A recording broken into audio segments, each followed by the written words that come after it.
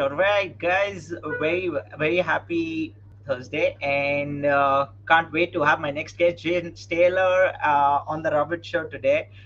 James is the founder and CEO of Decision Management Solutions and a faculty member of the International Institute for Analytics. He's a expert leader in digital decisioning and using advanced analytics, business rules, machine learning, and AI to improve business results. Obviously, I was talking backstage to James about some business rules and decision making. I'm quite excited for the session today and can't wait to have him on air.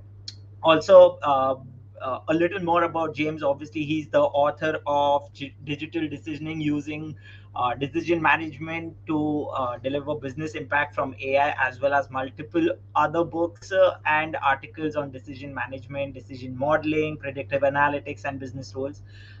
Today, we will discuss about his journey about using digital decisioning to succeed in AI and ML. Also, my favorite one, the Mayflower Autonomous Ship, critical success factors, and much more. So, if you wish to also be giving away two books of digital decisioning, so don't forget to mention James' book in the comment. I'll quickly, before getting on James, let me quickly share what you need to type in the chat. It's James' book that you need to type in the comment section, and you will be up for the raffle. And we'll announce the winners by end of the show, so you can stay back. And please feel free to ask questions to James. Okay, without any further ado, let's have James here. Hey, James, welcome to the Ravit Show. How are you? Hey, I'm good. I'm good. Nice to be on. Good morning, good Fantastic. evening, hello, whatever time zone people are in. So.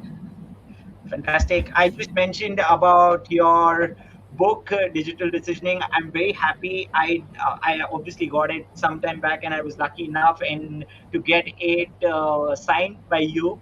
And I did go through the book, and trust me, it's one of the best books I've read because it did mention about uh, business impact from AI, about the like we discussed about the digital decisioning before the session, before the models actually go out and being deployed.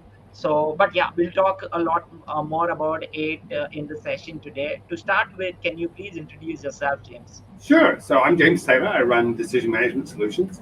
We're a consulting firm specializing in digital decisioning. That's what we do. We help large companies typically adopt these kind of technologies and use them to get business value. I've been running the company since 2009. Before that, I worked at Fair Isaac, FICO, and in various other sort of software-oriented roles in the US. And as you can probably tell from the vestiges of my accent, I grew up in the UK. So I've been living in citizen in the US for 30 years or so now, but I still have the remains of an English accent. I still understand the rules of cricket. Mhm. That's amazing. I live in Palo Alto, California, which at the moment is neither on fire nor too hot, both of which are subject to change without notice. And that's about it. I have a delightful granddaughter. So, Uh, Obviously, it takes a lot of courage. When you started your brand, it was quite new, and digital decisioning and decision management actually solutions were quite new back then. So, can you tell us about your early days? How did you start, and how did you come up with an idea to start your own brand? Sure. So when I was at FICO, Fair Isaac, obviously builds a lot of these kinds of systems for banks, right? And so part of the journey was to realize that all these different systems, fraud detection systems, account management systems, origination systems, claims, they're all really the same kind of system. They're all doing the same kinds of things, the same kind of way. And then give them a name, call them decision management, digital decisioning. These were the words we started to say, hey, look, this is a category. When I wrote my first book, Smart Enough Systems, with Neil Radin in 2007. And there was an opportunity then to sort of, go out and sort of promulgate some of these ideas with Neil as independent analysts. And we started working primarily with software vendors, helping them understand how this positioning worked. And it turned out there were a whole bunch who had seen how Fair Isaac was talking about this and were like, oh, that's a really good way to talk about this. And as soon as it was possible to have people who were outside of another company talk about it, they were keen to adopt it. So we started seeing more adoption. And we did that for a few years, and then I realized that what I really wanted to do was help companies adopt this stuff that I didn't want to just tell software companies how to sell it or how to promote it. I really wanted to actually go work with real projects. I'm a software guy by background. I really wanted to go out and help people build decisioning systems. And so we started Decision Management Solutions in 2009 and gradually transitioned it from sort of advisory work for software companies to advisory work for end user companies, and then ultimately to implementation projects. And what we find now is it's a lot easier to persuade people of what these systems do if you can build an example for them. It's quite a different way of thinking about systems, quite a different approach, and so we help people build one. So for us, for me at least, it was really realizing this was a category, wanting to promote that category, and then realizing that while you can get a certain way, a certain distance, persuading other software companies to adopt the same words, in the end, you have to go generate case studies, examples, ROI, things with real companies, and hence the transition increasingly. Yeah, very interesting journey. And what were the actual, if you would want to mention any scenarios where you actually felt that these were, the initial hurdles that I faced when I start, obviously, when you stepped into decision management. What were those hurdles? Would you want to share with our audience? So, I mean, there's a couple, right? I mean, running your own company is an interesting experience, right? And Exactly. fortunately, I got some help early on, and my partner stepped in and stopped me having a heart attack, so I didn't have a heart attack. Because there's just an enormous number of things to do, and the hardest thing is getting from. The hardest thing is learning to ask for money, right? Because at the end of the day, you have to say it's going to cost you X, whatever X is, and then just wait, right? And I have any number of colleagues who try to start their own business and realize they just actually can't ask for money. so you have to be able to ask for money. That's the first tip. The second thing is that there's an enormous number of things to do, and getting to the point where you start having people whose job it is to do them, right, takes a while, right? And so to begin with, you have to just be really good at keeping track of a whole bunch of very small things, right?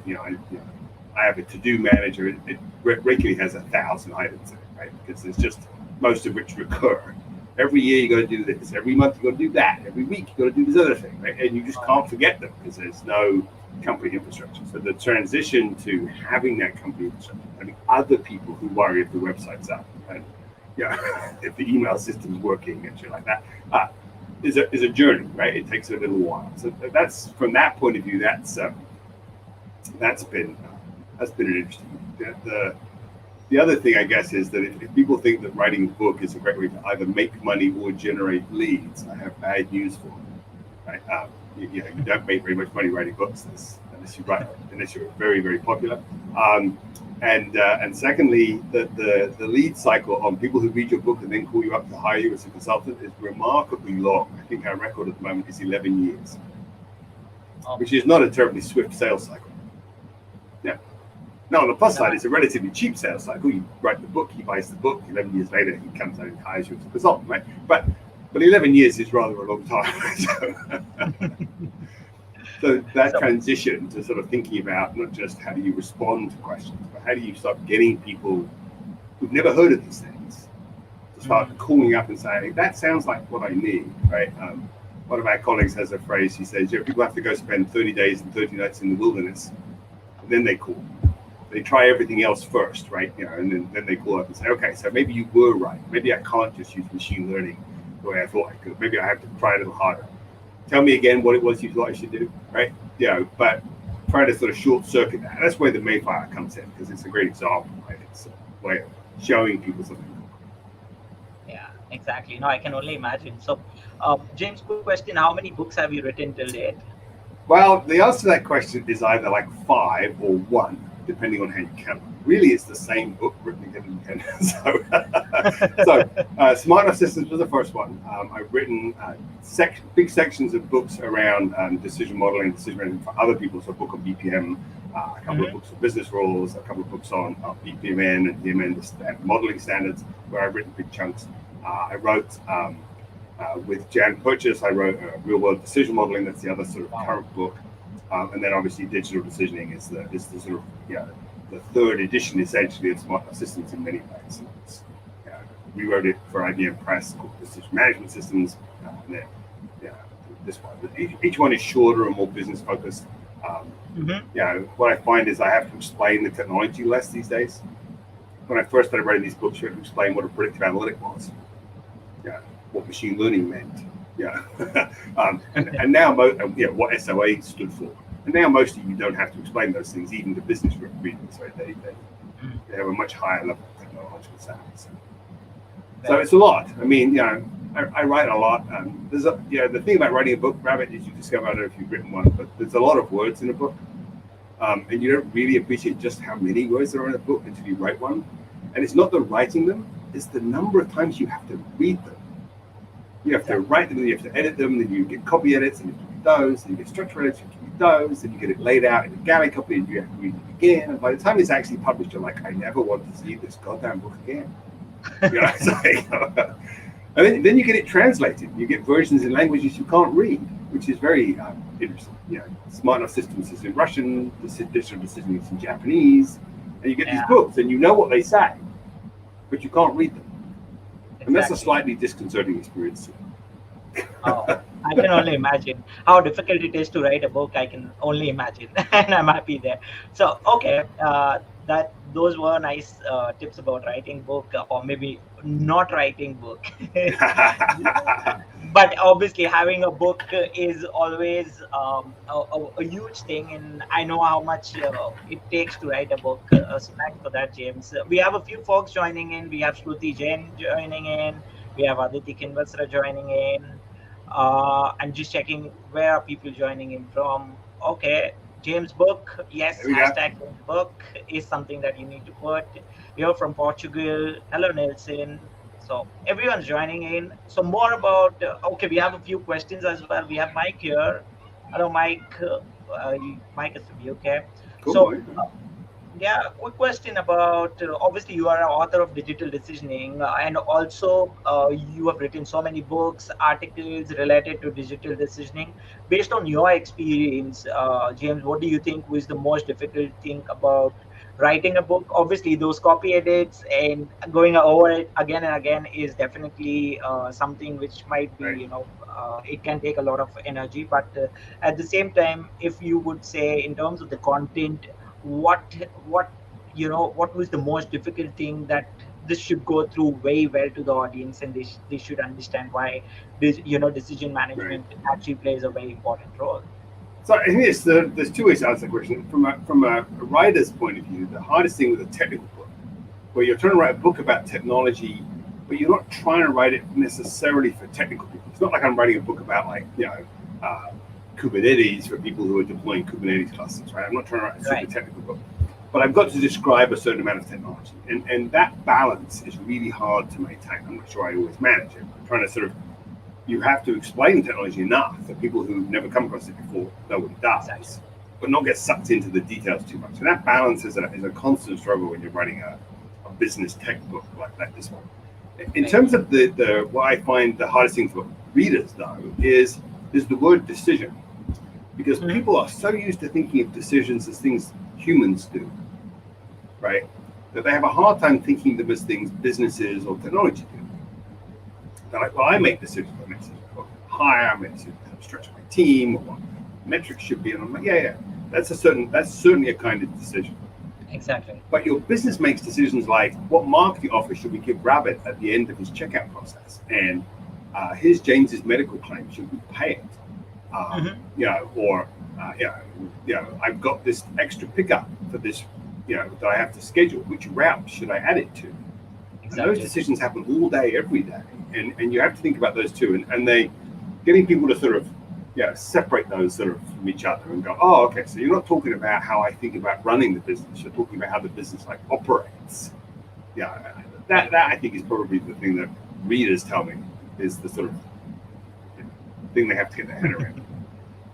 Yeah, I think in terms of the technical book, it's a different story altogether because you need to explain the technical aspects.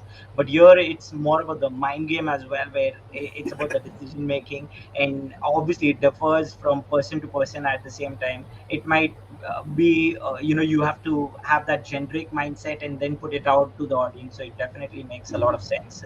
Also, you are the CEO and a faculty member for the International Institute for Analytics. So you've been an instructor at various workshops and the University of California Extension Program too.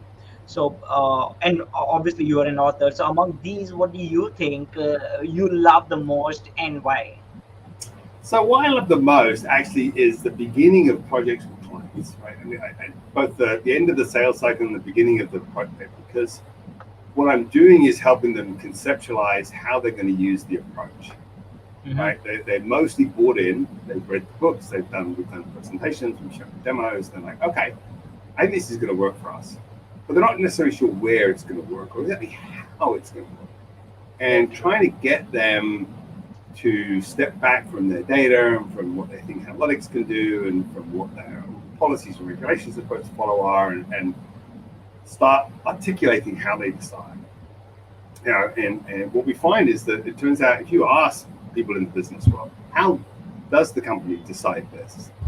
No Hmm. one's ever asked them before, and they're often really interested in trying to think through how it works, how it should work. And Right. that early watching that sort of blossoming is fascinating. Right? As you ask people, well, what does that mean? Why do you need that? Okay, you say you need this piece of data. Why? What are you going to? What's it do? Oh, well, I need that piece of data because that tells me this. Ah, so you have to decide that. Well, yeah, I guess I do. Yeah, and you start to sort of see them uh, put the pieces together in a way that's really fascinating, and I enjoy that tremendously. Yeah, I'm not sure if that's part of the sales cycle or part of the project cycle, but that sort of right as it transitions from one to the other, when we start getting really concrete about what they're going to do, and you start to see, you go, oh, that's a really good question. Yeah, and one of the fun things is, we have an approach for this and a modeling approach and everything else, and it works across every industry. So me and the other modelers were regularly asked, well, how many times have you done this project or this kind of project? Or how much experience do you have in this industry? And we'll often go, none. And they're like, Yeah. well, how come you just asked that really difficult question then? Well, because it follows from everything else. Yeah, I don't need to know what your industry is to know that that's the next question. It must be given the way decision making works. um, Exactly. and that can be kind of fun, getting them to realize that there's a standard way of doing something. Very true and very interesting. So, just before I take a question from the audience, I just need to remind everyone we are giving away two copies of Digital Decisioning, and we are talking about this book to James. So, what you just need to do is put in hashtag James book in the comment section, and we will you'll enter the raffle, and we'll announce the winners by end of this show. Okay, quick question from the audience that I wanted to pick was around digital decisioning from Manisha. How has the pandemic changed the face of digital decisioning? Interesting So, question. yeah, so the pandemic has really driven a lot of interest in it. What we've noticed, obviously, initially the pandemic shut everything down, right? No one did anything. And what we noticed was a huge number of companies suddenly had to digitize their business processes and their content and data so that they could support a remote working workforce. And so we Mhm. watched them go through, you know, finding thousands more VPN connections for people and all the sort of basic logistics of this. And what they ended up at the end of this sort of that first year was a recognition that while they had digitized a lot of this work, everything still had to flow through a person. Yeah, You exactly. know, as one of my colleagues puts it, they had taken the old manila folder that used to go around in the mail and digitized it, but it still flowed around in email or on Slack or on the CRM system or whatever. Nothing else had really changed. And they weren't getting, while they had supported the pandemic, they weren't getting much of an ROI for all this investment. So we have Hmm. a number now where really the focus is on, okay, so why do I still have a person in this process all the time? I know I need it sometimes, but why do I always need it? And why can I give them so little help? Why is it that they just get this whole transaction on their desk without necessarily an explanation of why it's on their desk, metaphorically speaking?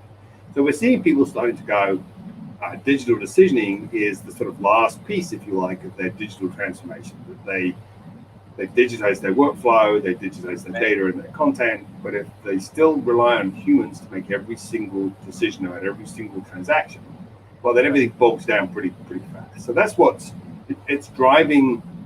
It's driven more people to have the digital infrastructure that makes it clear why they need digital decisioning. That's probably the best way to sum it.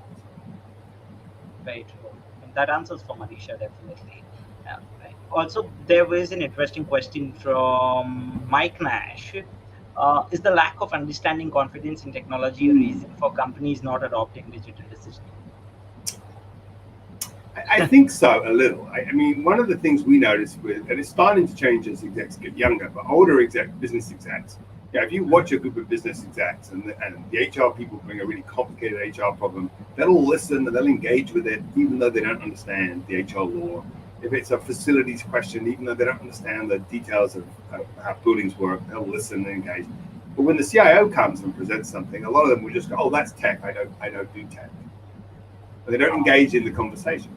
And so I do think that's hard. I think it's changing. I think, execs who are like under 40 grew up with a lot more tech in their lives. And so they're a lot less, they may not understand the technical details any better, but they're a lot less, I don't want to say frightened, but they're more willing to engage in the discussion, to assume that common sense can be applied. So I think that's an issue. I also think that overconfidence in the technology is a problem. I think that the people who buy the technology think that if they buy it and they use it, they'll be able to change the business. Mm-hmm. And the evidence is that they absolutely cannot. Only the business can change the business. And so their belief that they can hire a bunch of data scientists, apply a bunch of AutoML tools, and empower people to be citizen data scientists, and somehow suddenly their company is going to become this data-driven nirvana is a myth. Right? The only people who can really change the business are the people who run it. And they don't understand how any of this stuff works, nor do they see how it can be applied. And often they're not even motivated to apply it, right? And so I do think that that disconnect is a real problem.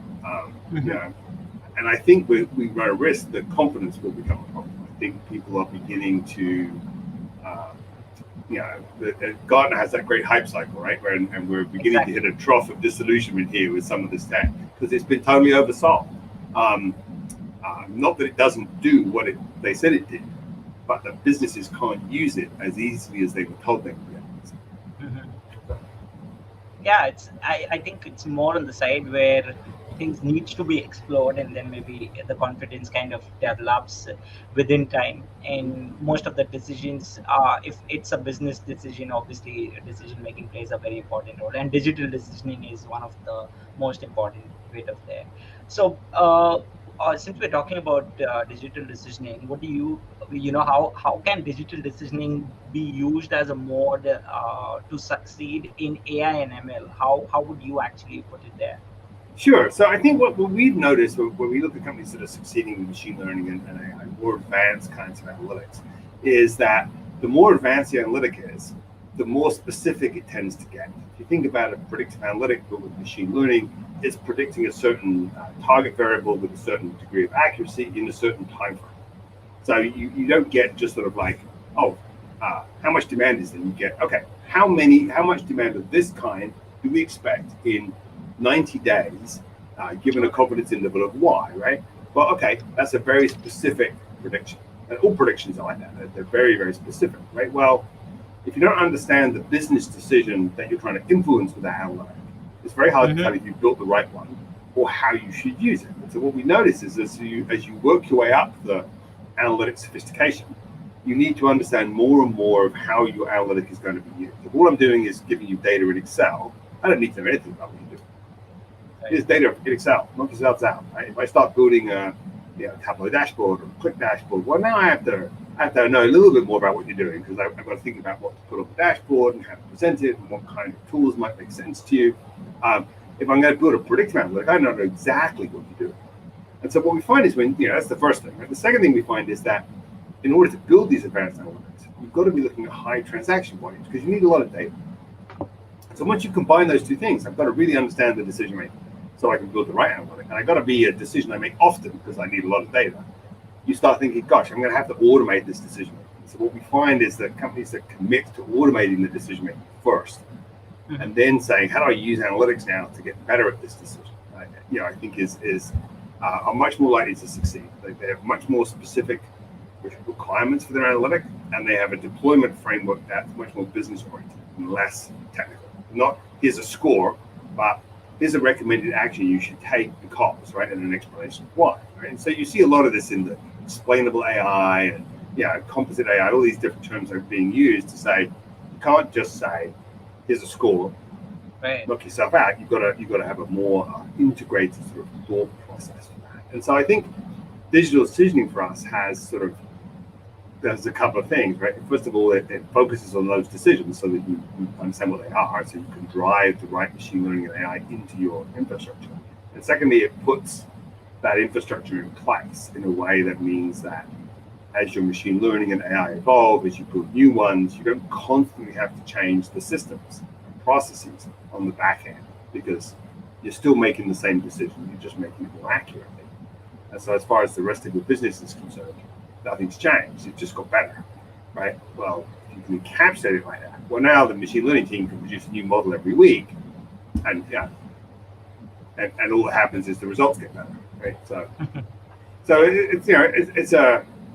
I often say it changes it from a push model. Here's analytics, you should use more of them, to a pull model. Hey, I'm automating this decision. I would do better if you would tell me these predictions. So that's where actually predictive analytics play a very important role. Right. It does make sense. Okay, since we're talking about analytics, there's a quick question from George Fagan. How have things changed in analytics since you've started your role? So I think there's a couple of things. I think first of all, the general awareness of analytics has improved a lot. A lot more business users and tech folks understand what predictive analytics means, what machine learning means, and so on. They're not always 100% accurate, but they understand it well enough to getting on with it. There's a lot more people who can use some of the tools, and the tools are a lot more sophisticated. So people who know what they're doing can get a lot more done, right? It's a lot less manually intensive, I think, than it used to be. The other thing I would say though is that if you like, the fit and finish on some of that work has got worse. And a colleague of mine once said, he said, the question is, as the number of people doing data science expands, will we learn the lessons that IT learned in the 70s and 80s about code by observation or only by experience? And so far we're learning them by experience. And so you go to places and all the models are in notebooks that are on people's personal PCs or in personal directories. There's no source code control. There's no review process. There's no update cycle. No one remembers why the model is the way it was. It's just we put it into production. No one's checked the production versions to see if they're still working. All the stuff that IT used to do badly, right? And so I think that's changed too. It used to be you had a small number of like craftspeople almost working on this, and they mostly took it pretty seriously. Now you have a lot more people working. The tools are a lot better, but there's also, I think, we're just at the beginning of professionalizing that thing, right? And I think you're beginning to see more and more of this. You must see it in the books and the ODSC work you do. A lot more talk about how do you integrate this with Git? How do you integrate this with IT? How do you work with IT? What does MLOps mean? How do you make sure your pipelines stay up? How do you check an old model for bias and eligibility? All these things are starting to become like active topics, like Machine Learning Week and ODSC and so on. And I think that's good. I think we're beginning to see we had this huge expansion in the profession, and now we're beginning to see it sort of professionalize itself a little bit. I think that's good too. Right. And there's a lot more data, obviously. So you can predict things you wouldn't have thought you could predict. Yeah, I think there's obviously, like you mentioned, there's a traditional shift from the IT folks doing the analytics, where now it's completely more professionalized. Mm-hmm. So yeah, it totally makes sense. Okay, before I take another question, obviously Mike says fantastic answer, James. Never thought of overconfidence. It's about the question that he raised earlier. Very interesting. Thank you. Okay, since we are talking about analytics, I have a quick question, and then I'll quickly jump on to a question from Christine. So if how do you think advanced analytics and AI help an organization in making business decision? Like, how does Right. that work? So what we tend to do, I tell you how we approach the problem. Right? We'll sit down with Yeah, a group of business owners. And we'll model out their decision. We're big believers right. in decision modeling. It's Exactly. a well established approach for like breaking down a problem into lots of pieces, and then having got a model of how they make the decision today, or how they ought to make the decision today, and captured that framework, we'll play this game with them. We call it the if only game. And we say, well, fill in the blanks in the following sentence. If only I knew blank, I would decide differently. And they say things like, well, if only I knew who was a retention risk. If only I knew who was going to make money for me if I kept them. If only I knew who was lying about their identity. If only I knew who was actually going to need more medical treatment than their doctor suspects. Right? And they ask these kind of questions. These are the kinds of things that I worry about, that I don't know, that would impact my decision. And then we go, okay, so then we ask the analytics team, well, okay, do you think you have a data set or access to data that might let you predict any of those things? Often they'll go, well, not that one, but that one we could probably do, right? We've got that data somewhere, and we got this, maybe we can predict that. And you start getting these discussions going. And then you can say, well, how accurate would it have to be to use it?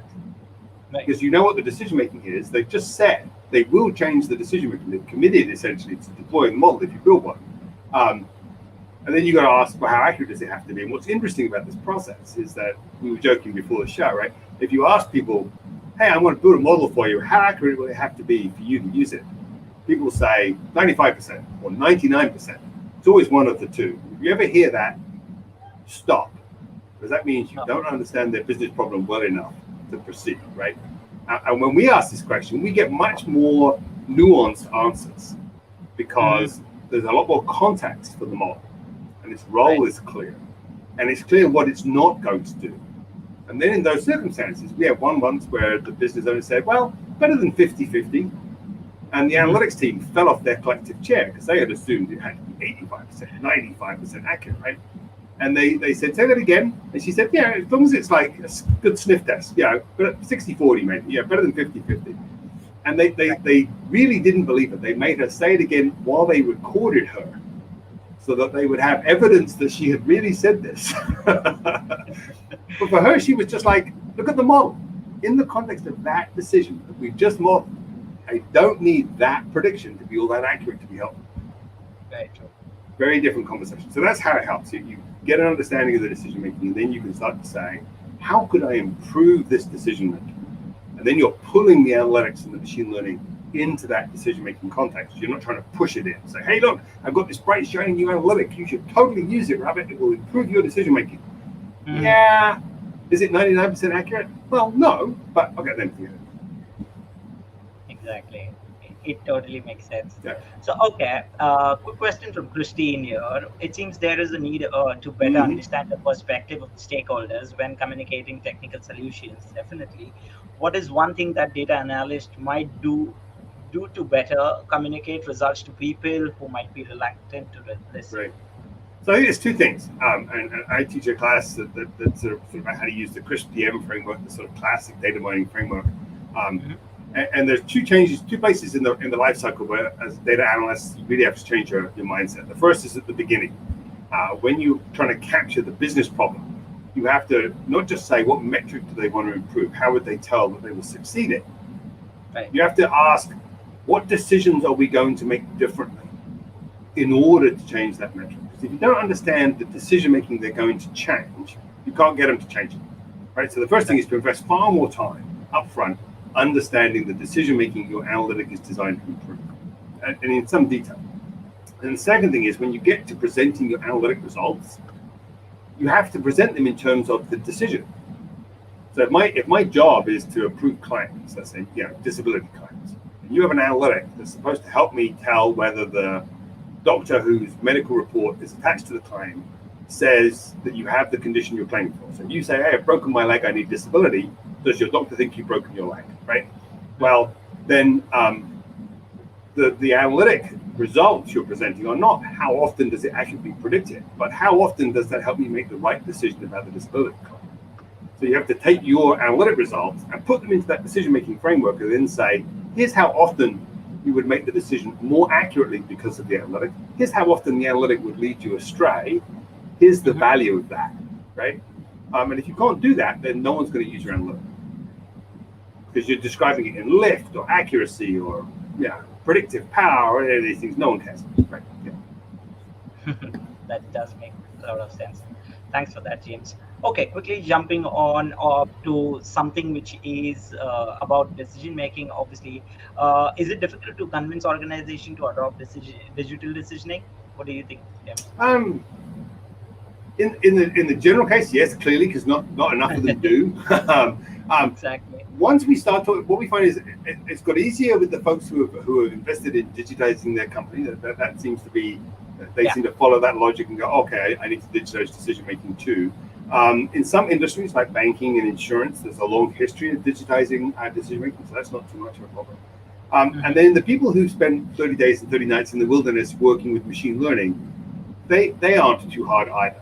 You talk to most companies that got a machine learning group going for any length of time, they've built some models, and you talk about digital decisioning, they're like, okay, that would have been way easier than what we did. But so yes and no, right? It's hard to get in front of people and get them to articulate, to see how it solves their business problem. That's why we tend to use examples like the Mayflower ship and stuff to give people a model. And then but once you get them to that point, it's not hard to persuade them it's a good idea. Yeah, exactly. So since you're talking about Mayflower, obviously it brings me to an interesting topic of the day, which is Mayflower Autonomous Ship. I've read so much about it when IBM actually pushed it. And can you tell us something about the Mayflower Autonomous Ship? How is it greatly analogy for business, and Sure. How do you use it? So yeah. Sure. So I think it's a great analogy, right? When we were reading about it, when people talk about it casually, they say, "Oh, it's this AI-powered ship. It's got this AI captain." And they talk about AI and machine learning and sensors and all these very cool, trendy things, right? And what's interesting is it does have all those things, right? And so, example is you've got these sensors, and a sensor that says, "Hey, that's a wave, that's a rock. That's an oil tanker. It's going in this direction at this speed. That's a trawler, fishing trawler. It's going in that direction at that speed, right?" And it detects all this stuff, which is amazing and fabulous, right? Okay, great. So what? Right? It's got to steer, right? It's got to make choices about which way to go. Well, it turns out that that's complicated. First of all, there's a whole set of regulations called the COLREGs, which say if you're a ship and you're this size of ship, you're going this way, and there's a ship here going this way, and it's smaller than you. You're meant to turn this way, and it's meant to turn that way, right? There's all these rules so that ships don't, crash into each other all the time. Secondly, there's a whole bunch of experience that any sailor will tell you. Yeah, there are rules, but like oil tankers don't turn very fast. Everyone's meant to have their radio turned on when they go into harbor, but they often don't. Fishing trawlers are meant to give way sometimes, but never will because they're in the middle of fishing. They don't want to lose their nets. Yeah, blah blah blah blah. And all these sort of like best practices as well, right? And so, in order to decide what to do, you have to capture these regulations and this best practice, as well as the inputs from these sensors. And so on the ship, there is a decision engine, business rules management system, managing those rules, taking those inputs from those sensors, taking the predictions made from the inputs from those sensors, and saying, okay, given everything that's going on, we should turn starboard 10 degrees and accelerate to 7 knots, right? Because, and the wrap of all of this is I still have a direction. I'm still trying to sail across the Atlantic, right? So the fact that I've got to avoid this rock or the ship or whatever doesn't mean I'm not trying to sail west still. I'm still trying to do that, right? Now, as a business, you have an overall objective. You're trying to go somewhere. But then stuff happens, right? You're predicting immediate outages or problems with stock or customer demand or weather or whatever it might be. And you have to make constant decisions that stay aligned with your overall objective. You still want to sail to Plymouth. From Plymouth to Plymouth, the other Plymouth, right? And then secondly, but you need to make all these sort of short-term decisions as you go, right? And for us, that was a perfect analogy. That's exactly what most businesses need to do, right? They have an overall objective. They have a metric they're trying to maximize, but they have short-term and ongoing data and predictions that they have to respond to. So we were like, what this lets you do is it lets you have bits of your business behave autonomously, on your behalf. And you think about, you're always enabling customers to use mobile apps. oh, you can submit an order on the mobile app. Well, that's great, but if your order approval process to commit to a delivery date involves routing that order to a person on your BPM system, having them review it, look at a bunch of spreadsheets, and then email back and say, yes, sure, we can meet that delivery date. Well, my mobile app experience now sucks, right? Because I submit my order, and it says, thank you for your order, we'll get back to you. Well, that's not why I wanted to use the mobile app to submit the order. I wanted to put the mobile app in, press the big red button, and have you go, great, it'll be there on Thursday. But if you want it to be there on Thursday, that system's got to be autonomous.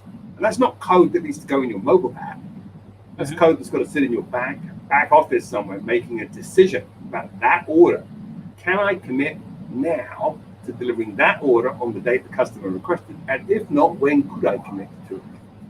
Otherwise, it's not. Otherwise, what's the point, right? And so businesses have to build systems that are more autonomous, and that means they've got to make decisions. And that's why I like the Mayflower thing, right? So we've been talking about it over a campaign over the summer where we're building a great little piece of swag, a little custom Lego kit that's a Mayflower, and we have these events coming up to sort of help people see how the analogy matters, the business-oriented one, to sort of say, hey, how do you take the lessons of the Mayflower and apply them to business? And then a technical deep dive where we're working with a bunch of the guys from IBM, including one of the guys who programmed the original, did the work on the Mayflower itself.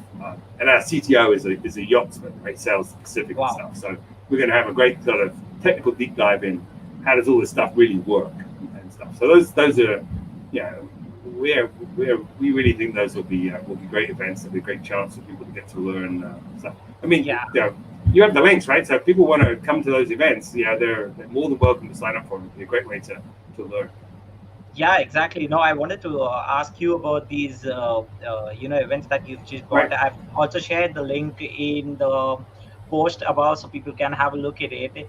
And here we go. One of them, one of the events is this: how can AI captain, how an AI captain can help you navigate your operational challenges. So, okay, it's happening on the 9th of September. 9th of September, yeah. And what we're going to do is we're going to use real stories, real examples that we've worked on with folks. And the form has the place where you can put a question in. So if you have a place in your business where you think, I wonder if it would help me with X, go ahead and put it in.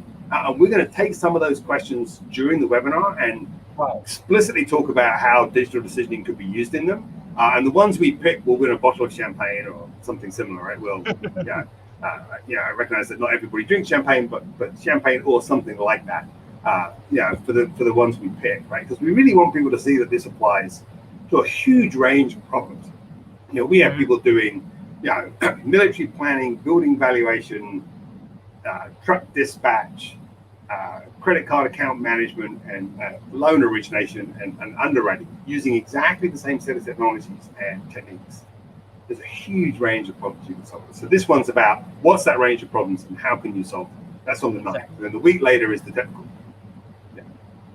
Okay, so this one's on the 9th of September, and the other one is happening a week later, for the 16th, right? So the idea is if you come to the business one and you think, gosh, that was fascinating, I should get one of my tech buddies to come to the tech one, you've still got time. And this is longer. We're gonna ask people to give us 90 minutes of their time here because there's a lot of great technology in this, and we really wanted to be able to actually show how it all works. So this is going to be a series of demos from us and from our partners, our friends at IBM. The actual product team, people who build these products for a living, right? And really drilling into here's how you could really use this tool. So it's all demos, one after another, showing how this stuff really works. No, I'm not just going to talk. We'll have a little bit of. We have a couple of yachties talking at the beginning, but after that, it's all going to be, here's how this tech works. Here's how this tech works. Here's how this tech works. Here's how they fit together. That's why it's 90 minutes. We were just we could make it 60, but then we're just going to be waving our hands about all this stuff, right? So it's a real technical deep dive. Yeah, I think 90 minutes would be less for such a session because there'll be so much of. Well, that's the problem, right? It's we could probably go for hours, to be honest, but you still have to what tech people are like. If you don't give them a deadline, they'll talk for indefinitely, right? So I'm 15 minutes each. It's like a lightning talk and fantastic. Exactly. But But yeah, fantastic. I'm looking forward to this session. I'll be joining in for sure.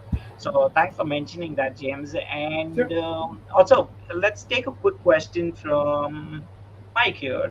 What proportion of companies are now using AI as part of their digital decisioning? Do you suggest to put in a decision framework to make AI more effective? So the first thing is I'm a little bit of a cynic when it comes to this, right? Because my definition of this would say, if you want to tell me you're using AI as part of a digital decision, what I expect you to be able to do is point at a system that's in production, that's handling real transactions, that's using an algorithm as part of how it decides. It's a machine learning or AI-based algorithm, and is delivering business results that you can prove are demonstrably better. And that's a pretty high bar. And on that basis, not a very big proportion. Now there are. I personally have a fairly broad definition of AI technology. I think business rules and system kind of explicit logic is a way of doing artificial intelligence. I think machine learning is another way. Optimization is a third way. These are all AI technologies. That's what the book's premise. And if I take that broader definition, then almost every bank, almost every insurance company, most logistics companies have some places where they're using some of these technologies. What they lack mostly is any kind of sense that it's pervasive. Now, putting in a decision framework to make AI more effective, I would say that there are two kinds of AI programs out there. There's a set of AI programs focused on what you might call interface AI, chatbots, text recognition, visual recognition, interacting with the real world more easily. Those, by and large, don't need a decision framework because they're really about how you interact with your computer, right? Recognizing that you're typing something, translating stuff, that all those things can be done as pure AI kinds of things. There's the second set of things, which is like the so what kind of decision, right? I want to decide and make a business decision. And then absolutely, our experience is that it's not just that you will be more successful if you have a decision framework, it's that so much as that you can't be successful without one. And when you listen to case studies at events, what you hear is even if they didn't explicitly do what we would tell them to do, they did it implicitly. They understood the business problem. They talked to the business people about how they made the decision. They thought about how their analytic was going to fit in that framework. So they may not have started with the decision framework, but in order to succeed, they had a decisioning framework. So yes, absolutely. If you want to do decisioning AI, that is to say you want to make business transactional decisions using AI and machine learning, then absolutely you've got to begin with the decision in mind, as we like to say. Fantastic. So that answers for Mike. Definitely. Great question, Mike. There's another question from Nilsson, and it's an interesting one. Is digital decisioning eliminating the human part of the equation? Is it good or bad? So that's an interesting question. So first of all, there's a great book called Noise that Kahneman just wrote, and it's about how much noise is there in human decision making. And if you ask like people, oh well, I've got a bunch of like commercial underwriters, they underwrite different policies, and you say, well, how much variation would you expect? They'll say like, I don't know, 15% perhaps. When they actually study it, they find they've got 65% variation, right? Yeah, so there's a lot more variation in human decision making, and it turns out that a model of your decision making is more accurate than you are. So if I take your decision making and essentially I capture it, model it, and then mechanically repeat it, it does better than you do because it doesn't have bad days, it's not tired, it hasn't forgotten to drink its coffee this morning, right? And then if I use more data, I can improve the accuracy, right? So in that sense, eliminating human decision making can be good, right? Because humans are inconsistent. But what we find is when we build these models, we often find that there are still decisions in the model that we want humans to make.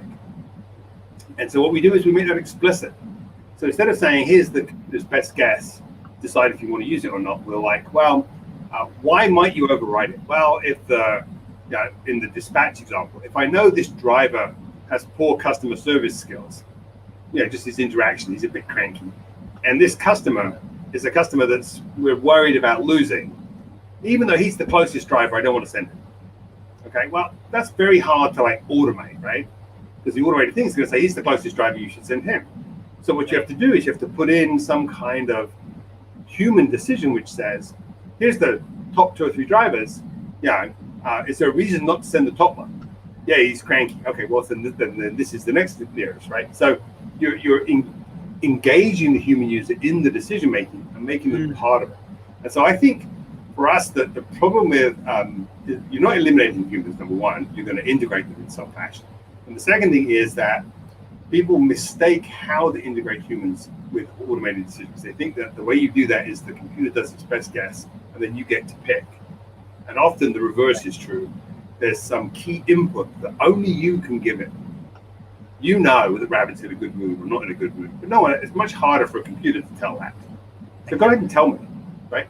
If the local schools are out, tell me, right? If there's, if there's an air quality, there's things you might know that are going to affect your business today, but it would be not impossible, but enormously difficult for the computer to know. And we would prefer to capture those and feed them into the algorithm. So we see humans becoming much more integrated with their decision systems. So true. That's an interesting question, definitely. And he does mention that yes, bad sleep study. Yes, for sure, exactly, right. So I mean, I'm a frequent flyer. I used to be, right, back in the day. And if you talk to frequent flyers, and you would say, well, if you want to get like a seat upgrade or change the flight or something, and you call the 800 number and you don't get it, what do you do next? And without exception, they all say, call again and speak to a different rep. See if I can persuade that rep to do it. And as a company, that's nonsense. It's nonsense. Why on earth is that a good thing, right? Either they should have said yes, in which case the first one should have said yes, or they should not have said yes, in which case none of them should say yes. The fact that randomly deciding to treat a frequent flyer a certain way, depending on which rep they spoke to, is terrible. It's just like unforgivable. So true. Okay, so before we get on to our last question, definitely there's an interesting question from Aditi about Mayflower Autonomous Ship. Mm-hmm. I'll definitely pick that up, but it's time we announce the winners for digital decision. Who won the votes? Yeah, we want to see the winners. Winners have stayed with us and have entered the raffle. Let's do this. Sounds good. We have 19 entries, which is not bad at all. For those who are joining in right now, they can mention hashtag James Book. We'll be announcing the second winner as well right now. So let's do the first one. All the best to all the attendees and those who have entered the raffle. Let's see who's the first winner. It is Asmita. Hey, Asmita, congratulations. Let's go and do the draw again for one last time here.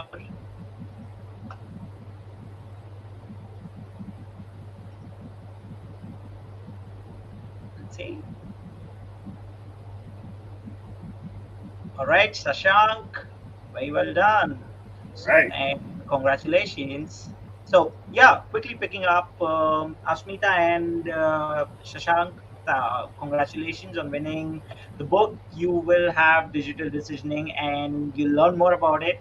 I'm very happy for them because obviously they get a chance to get in more depth about decision management, about how it does impact the business in AI.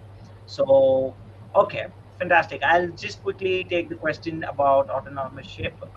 Thanks for this amazing session, James.